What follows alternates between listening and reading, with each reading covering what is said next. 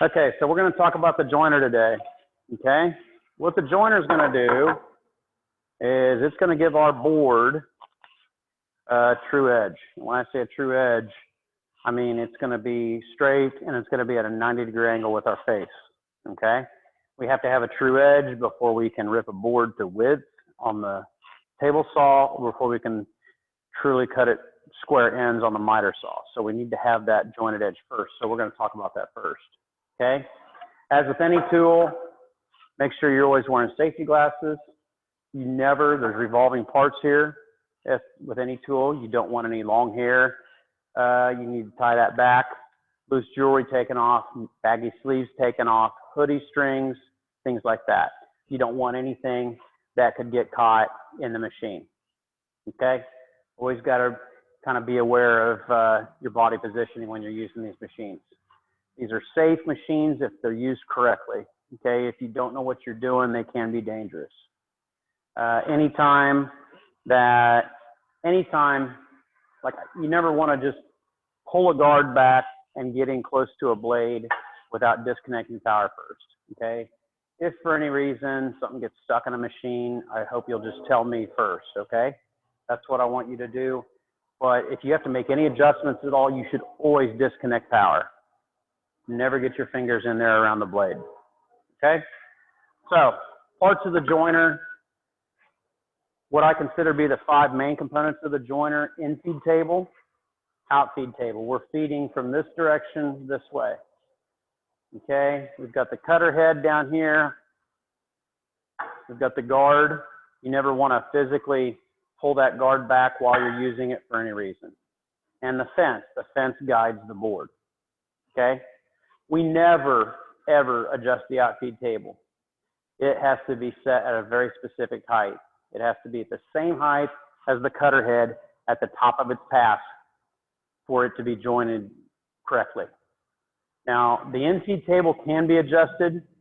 I would ask that you let me make those adjustments.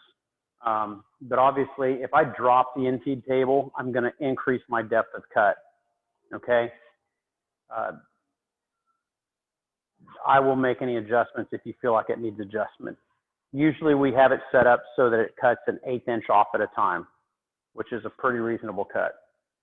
Okay? The fence for just about all our work should be set up so it's a 90-degree angle to the table.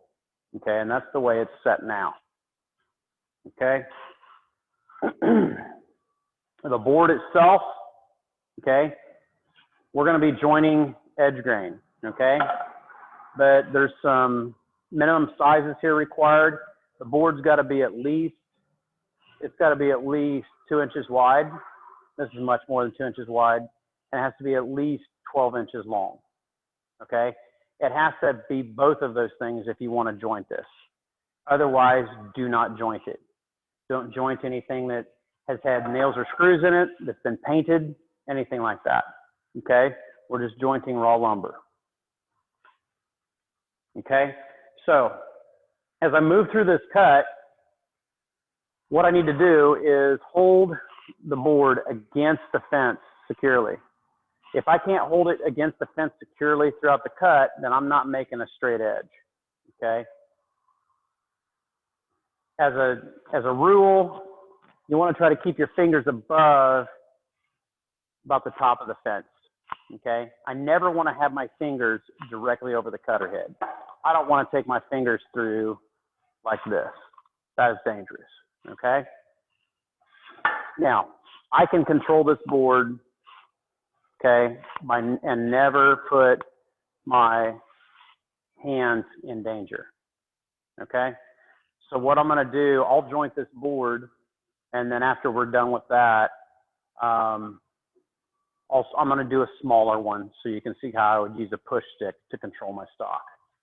Okay, so when you're pushing this through, faster is not better. A slower cut makes a smoother cut.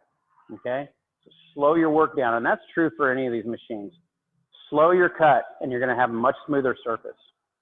Okay, I'm only going to joint one edge on this board. I don't want to joint this edge and then joint this edge. I'm going to joint this edge, okay, and then I can mark it with an X, and then I'll know that I'm not supposed to take that edge off my board, because I can put that edge against the fence on the miter saw to make a square end cut. I can put that edge against the fence on the table saw so that I can rip a second cut parallel to the first one, so I can basically rip my board to the correct width on the table saw. So here we go.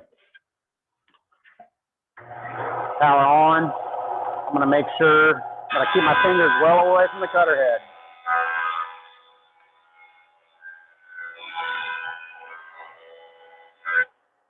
Okay, there's a cut.